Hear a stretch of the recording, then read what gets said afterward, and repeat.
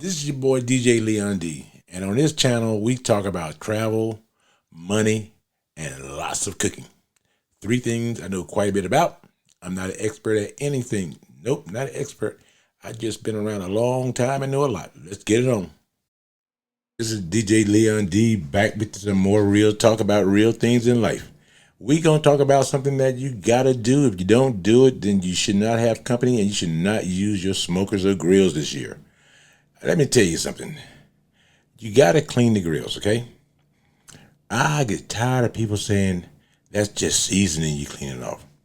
No, that's not seasoning. No, no, no. That's char that's almost a year old now because the winter is gone.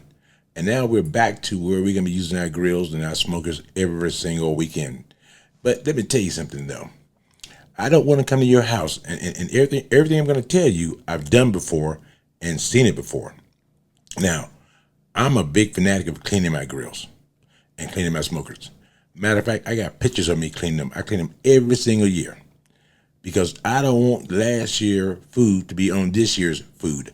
Some of you don't mind and you call it seasoning. No, that's bullshit. It's not seasoning. It's old char. I have been to people's houses where when they first lift the grill up or the cover up or the top up at the beginning of this year, you see all kind of things looking back at you. You see muskrats, you see squirrels, they all looking back at you. And let alone all that char. Because see, here's the problem.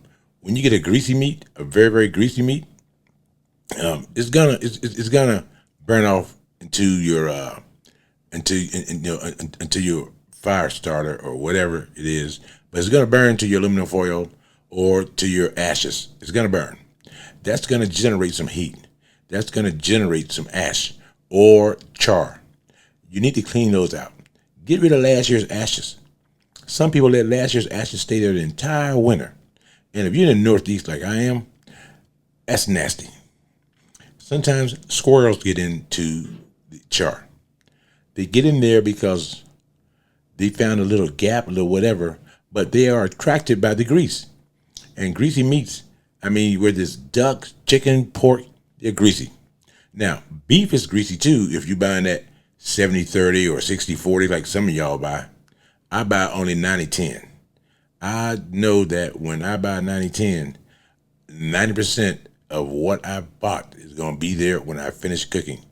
If you're buying 50-50, 60-40 type meat, yeah, you're going to have small little hockey pucks even though you start with the quarter pounder because you buy and you get what you pay for. So, like I was saying, you gotta clean your grill. I have been to people's house and they take meat. You go through all the seasoning, you go through all this preparation, you do all these things, and then you put it on last year's meat. What the hell sense does that make? People do it. It's almost to me like when people take food right out of the refrigerator, right out of the package, right out of the wrapping, and put it directly onto the smoker or the grill and then add seasoning on top of it. That's not me. And I know that's most of you because that's your taste buds and you don't care. Speaking of cleaning your smokers and grills, I had a friend who was over another friend's house with me. He bit a burger and broke a tooth because that char had been there for 4 or 5 years at least. Because I know so because the smoker was 4 or 5 years old. And I know he is not the kind of person who's going to clean things. See, now me, I clean my smokers. I get all this stuff off the top and the bottom, not just the top and the bottom. And what I do with it is that I then scrape it all off. I put degreaser on it first, non-chemical stuff, stuff that stuff that's not going to be like toxic. I don't buy toxic things. And then I spray it on the top and the bottom, scrape it all off. Then I use some Pam to get it back to where I wanted it and get rid of all the toxins from the degreaser. I've even power washed my smokers. Yep. I power washed them before. I do that every other year, sometimes every year if I forget which year it is. But I know I do it every odd number year and sometimes even number years. So my whole point is, I like my smoker to look almost brand new at the beginning of every season. Now, Because see, some of you buy only black smokers, black grills. I do not. I like a nice gold every now and then. I've even painted mine certain colors. But then I realized the paint don't stay on once the temperature get very, very hot. But if you buy the right one, that's insulated very nice, the heat don't get out. The heat don't really touch the paint. If it do, it's very, very mild.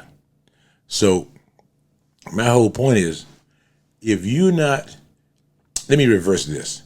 If you have the money and time to buy a nice smoker, then you should have the money and time to, at least the time, to clean it. Make it look new. You feel good. It's like when you dress good, you feel good. When you feel like you're cooking on something new, you cook a little better. Don't know how that works out, but you're doing it with love and passion. You cook a little better.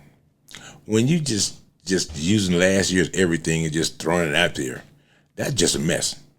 That's a mess for everybody. And your friends may not say something because it's free food and free alcohol and it's a good environment to be in with other people. It don't mean it's got to look that way. No. And see, that's in the barbecue world, that's the quickest way to lose friends, when they see that you're not very clean. Because if you're not very clean with them, I'm sure you're not very clean with your own family. And some people think, oh, I can just put a burger out there and I'm grilling and I'm a chef. No, you're not. You're just a backyard cook who just got nothing better to do with his time and trying to impress his friends. My thing is, if you go out like me and you go buy a smoker or a grill like a Traeger Timberline, if you go out and buy those and you go out there and you spend $2,000, $3,000, what is a couple of hours of your time to keep it clean? Nothing when you compare how much you spent because you bought it because it looked good. It's like having a nice car. You buy it because it looks good, and now you got to maintain it. Smokers are the exact same way. Those are man toys. And when I say man toys, my wife can use the Weber all she wants to because that's strictly for grilling. I don't grill. I don't make no mistake about that. I smoke food. I like it low and slow. I'm not that fast 30-minute cook.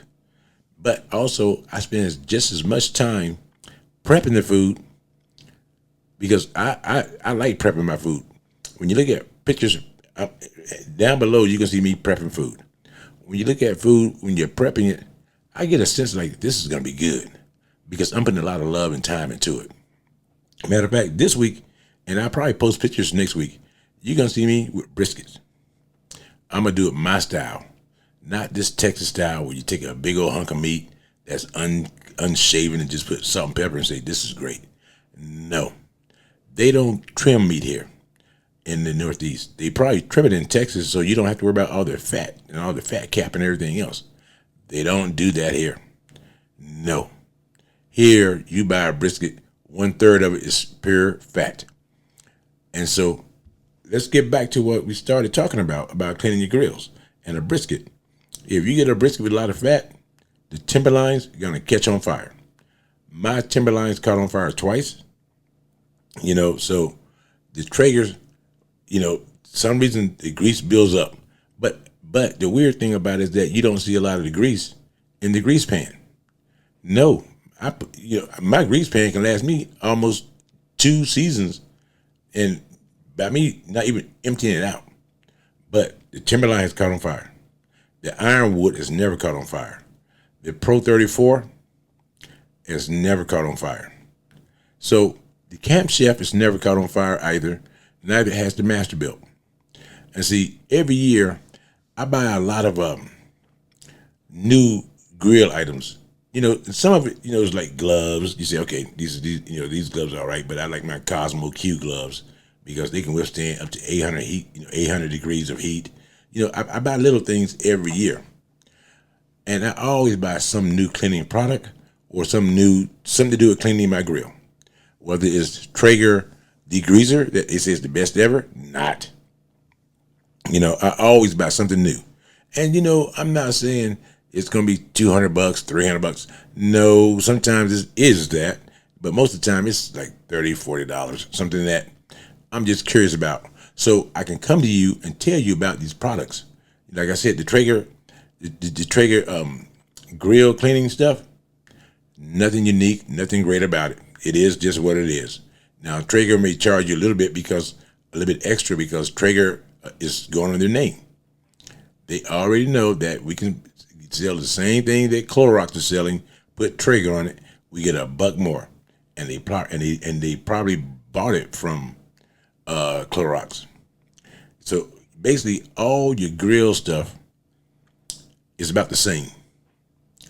And to be honest about it, if it's not about the same, spray a little bit more on it. It'll do the same job. It'll break up the grease. And what gets me the most is that when people try and convince me they're just seasoning. Nastiness is nastiness. That's like saying your behind is just being seasoned because you use it a lot. No, you gotta clean it. I treat my smokers and grills like my body. I like to feel good. I like to clean them. I like to think I'm doing good. If I'm not, I take another shower. You miss a spot, go back in the shower and clean that spot. On your smoker and your grill, exact same way. It's all on you and how you feel and what you want to do. But you're not gonna get anything done if you don't do it yourself. And if you don't clean your grill before the first time you use it in that season, because see, over the seasoning, one thing I do, and it's just me, it's just me. I'm not saying you got to do it, but it's just me. After every time I have a big barbecue, I clean my smoker the next day. I get it ready for the next cook. And as I retire this year, I'm going to have more time to clean it because I like being out there with a big old Panama hat, cleaning my smoker, knowing that the next barbecue can be better than the last. That's always my goal. Make the next one better than the last. I'm always experimenting. That's why I told you earlier in my earlier videos, everything I'm ever going to tell you is something I did. It's from experience. It's not from someone else's experience. It's not from someone else's experience. It's from my experience. Because see, maybe I did something wrong and you can write down below and tell me, hey, this is what you did wrong. I don't mind that. But you better be right. Don't give me a hypothetical. Don't give me what I think. I hate when people answer the word and then they end it with, I think. That's telling me that they know what the hell they're talking about. Hell, I can guess because I've been playing with these for 40 years now. And I can tell you what's bad, what's good, what worked for me. I can't tell you what worked for you. But one of my goals is to save you the embarrassment so that you would not go do what I did and get the same result. That's called insanity. I want you to not make those mistakes. I want you to have friends because let's face it, most of you only got friends because you give them the friends something for free. If you didn't do that, you would not have any friends. We all know that. So I want you to have a couple of friends because let's face it, some of you so introverted, I'm surprised you found a spouse. And most of you don't have one. And then the ones who have one have had 3 or 4 because you are messed up mentally. But I'm trying to solve that problem for you. I'm trying to make sure you get a couple of friends so you can go home and tell your mom, I got a friend. That way your mom and dad won't go to their grave thinking, what the hell did I birth? So, if you want to get the best flavor from the meat you cook, put it on something that is fresh. Don't put it on last year's muskrat. You've been barbecuing muskrats for the last 40 years on the same smoker. What do you think that hot dog is going to taste like? When this year when you put it on there for the first time, you giving your kid muskrat and hot dogs. You might as well just give your kids spam, smoked spam. Eventually, they're gonna invent that. That's gonna be in Hawaii somewhere where they all eat spam a lot. That's where the word spam a lot come from, Hawaii, because they eat spam a lot. But the thing is, I like seasoning my grill every year. I like putting a little spray on there. Now, I told you earlier, I got a Camp Chef, Ironwood, Timberline, Pro 34, 780, and a Masterbuilt. Got all those. Use them all the time. But I use each one for a different purpose. The Masterbuilt is only chicken. Ribs is only the Pro 34. Actually, the Timberline and the Ironwood. And burgers is always in the Camp Chef. And I do that because I don't like meat of a different flavor dripping on a different type of meat. I don't like that at all. Some of you don't mind. You know, you stack your food up on, well, let me go back a second. Vertical stackers only gets the same kind of meat all the time. The wide mouth smokers, like the Traegers, I can put different meat on certain half of those. But with the Timberline, one of the beauties of it, you do not have cold and hot spots where the temperature varies by more than 5 degrees. That's the Timberline and the Ironwood. Now, the Pro 780, the Pro 34, the temperature varies all over the place because it's not as insulated like the more expensive ones. So the temperature may leak out. If it's too cold or too hot, it may leak to one side to the other side because of the insulation in it. And in my next video, I'm gonna tell you some things that you need to know about all the smokers I got. I'm always up front. I'm gonna tell you where it is. Now, at one point, I had a green egg.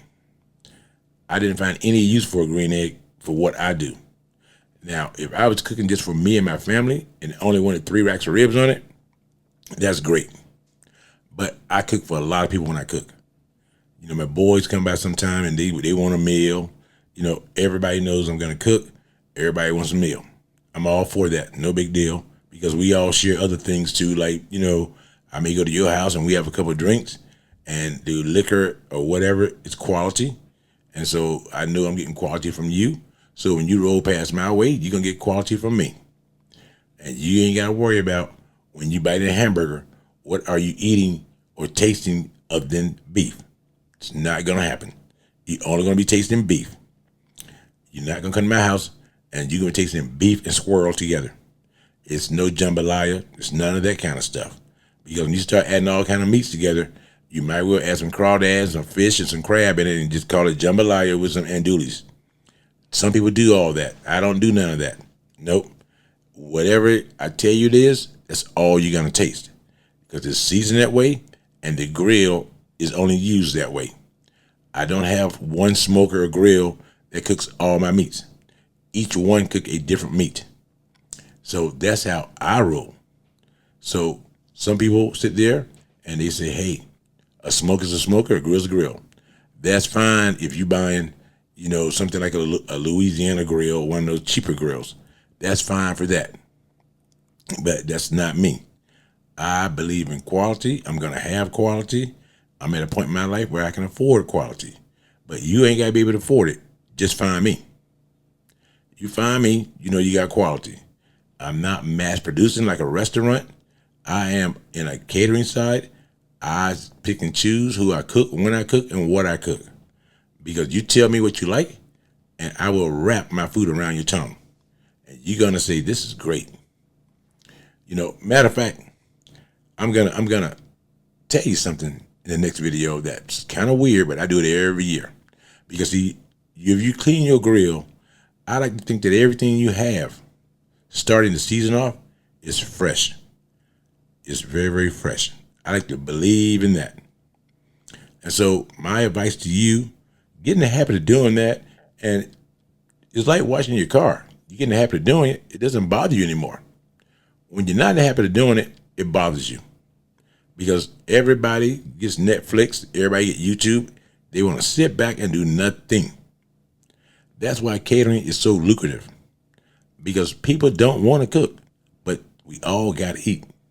And I'm here to make sure you eat at a price, of course. You know, that's how Leon sees it. You may not see it that way. But this is your boy, DJ Leon D, letting you know, clean your grills. You know, it's always funny. I always think about this. If you didn't brush your teeth, you would have a lot of seasoning on your teeth. You'd have a lot of seasoning.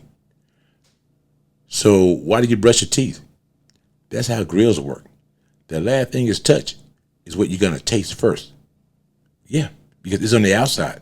As you flip the burger, flip the hot dog, whatever, the last thing you had on there, some of that is going to get into the first thing you put on there. So I scrape it all off like you do your teeth. Scrape it all off. Start from the beginning. And then the only thing you're going to touch is what's new to your teeth, not what you had last year. Who would like to wake up and have the same shit they had last year? Nobody I know of. So this is your boy DJ Leon D saying, hey, it's the time of the season that I love. I like when I can go out there and just fire at smokers left and right, anytime, any temperature. And you know what? Even if it rains, I got it covered.